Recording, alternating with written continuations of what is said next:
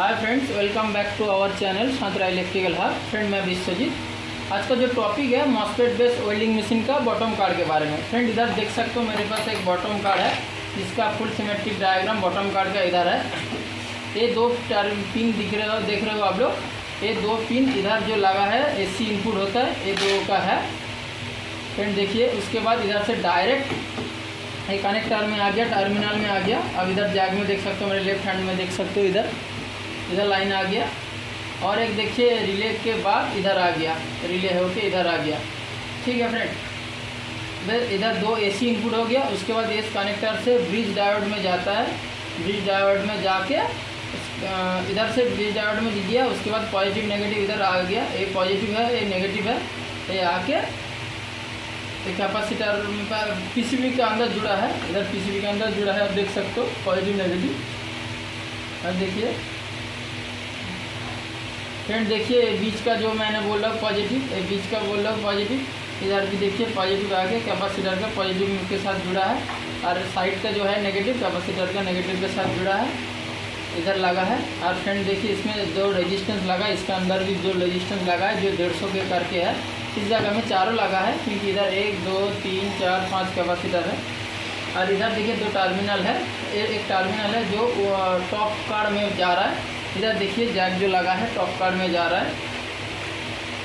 फिर देखिए इधर से दो, इधर एक जैक है, इधर भी देखिए एक जैक है जो एसी फैन लगा है सिस्टम को कूलिंग करने के लिए, इसमें जा रहा है। इधर देखिए एक जैक का टर्मिनल है जो इधर है। ये 24 वोल्ट डीसी ऊपर से आ रहा है। फिर देखिए मैं इधर दिखा रहा हूँ कि कैसे काम करता है जब एसी देते हैं। फ्रेंड इधर जब एसी देता है तो ये इधर क्या है फ्रेंड, एक पीटीसी लगा है। एक पीटीसी के थ्रू फ्रीज करके पीटीसी के थ्रू एक कैपेसिटर को चार्ज करता है। इधर से देखिए, इधर से क्या है न्यूट्रल, इधर से चला गया फ्रेंड, इधर से चला गया। फिर इधर पीटीसी लगा है, ये पीटीसी लगा है। उसके बाद एनटीसी ये लगा है। तो क्या होता है, एनटीसी जब हीट होता है उसका रेजिस्टेंस घटता है, और पीटीसी जब हीट होता है तो रेजिस्टेंस बढ़ता है। इनिशियली दोनों में उसका वैल्यू का ऊपर से रेजिस्टेंस वैल्यू है, तो इसके वजह से इधर लाइन चला आता है, एसी फेज या न्यूट्रल आता है। उसके बाद रेक्टिफायर लगा के डीसी होके इधर कैपेसिटर को डीसी लिंक में डीसी वोल्टेज बन जाता है। ये जैक से टॉप कार्ड में पावर सप्लाई चला जाता है, उधर 24 वोल्ट बनता है, 24 वोल्ट रिटर्न इधर आता है।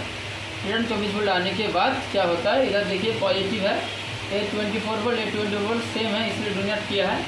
रिले कॉयल जो लगा है, रिले कॉयल में पॉजिटिव इन होता है एक साइड में, दूसरे साइड में जाके एक IRF ट्रांजिस्टर लगा है जो Z24 एक फेड है, उसका ड्रेन में आता है, सोर्स को न्यूट्रल किया है। उसके बाद 1N4007 ए स्नैपर सर्किट या स्पाइक वोल्टेज जो होता है जब ऑन ऑफ होता है इसको बाईपास करने के लिए लगा है, प्रोटेक्शन के लिए लगा है। इसके बाद अब देखिए ये 24 वोल्ट से एक 100K का रेजिस्टेंस देके, इधर देखिए 24 वोल्ट से एक 100K का रेजिस्टेंस दिया है।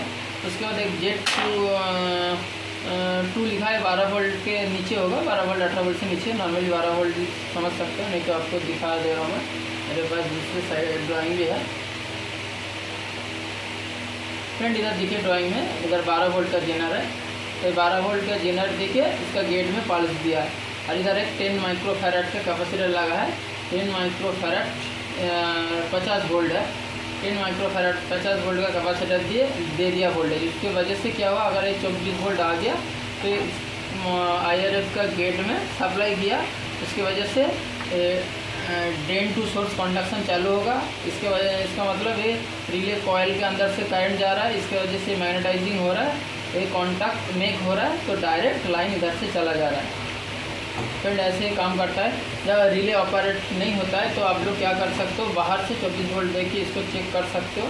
अगर नहीं ऑपरेट हो रहा है तो रिले ऑन नहीं हो रहा है, तो आप क्या चेक करना, ये IRF इधर चेक कर सकते हो। नहीं तो ये IRF सही है तो इधर ये जेनर डायोड फूट सकता है, जेनर ख़राब हो सकता है, या ये 100K रेजिस्टेंस ख़राब होता है। फ्रेंड देखिए इधर 100K रेजिस्टेंस ख़राब हो सकता है, ये जेनर ख़राब हो सकता है, ये डायोड ख़राब हो सकता है। ये डायोड नहीं फ्रेंड, ये डायोड ख़राब हो सकता है इसके वजह, और रिले ख़राब हो सकता है इसके वजह से रिले ऑन नहीं होता है। और इधर एक डायोड दिया है, ये डायोड अगर शॉर्ट हो जाएगा तो IRF को फुटा देगा, तो ये भी ख़राब हो सकता है। IRF फुटा देगा और ये IRF शॉर्ट हो जाएगा तो ये भी ख़राब हो जाएगा जनरेटर, ऐसे हो सकता है।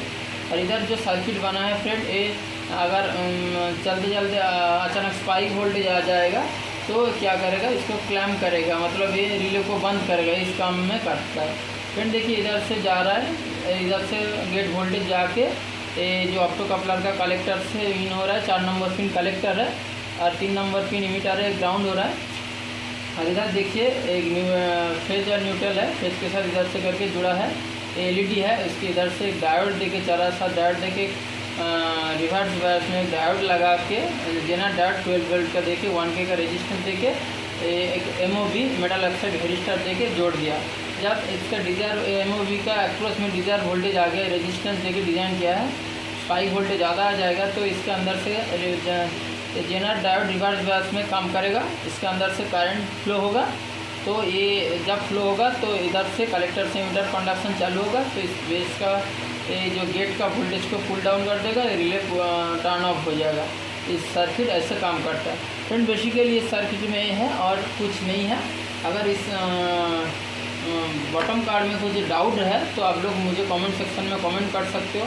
अगर आप चाहते हो जो रिले मतलब कि वो जो ड्राइंग के साथ आप लोग कहाँ पे कौन है, कैसे टेस्टिंग करता है, बाहर से एक्सटर्नल सोर्स देके 24 वोल्ट इधर लगा के कैसे चेक करना है, आप चाहते हो तो कमेंट सेक्शन में कमेंट कीजिए, मैं ऐसे एक सेपरेट वीडियो बना दूंगा।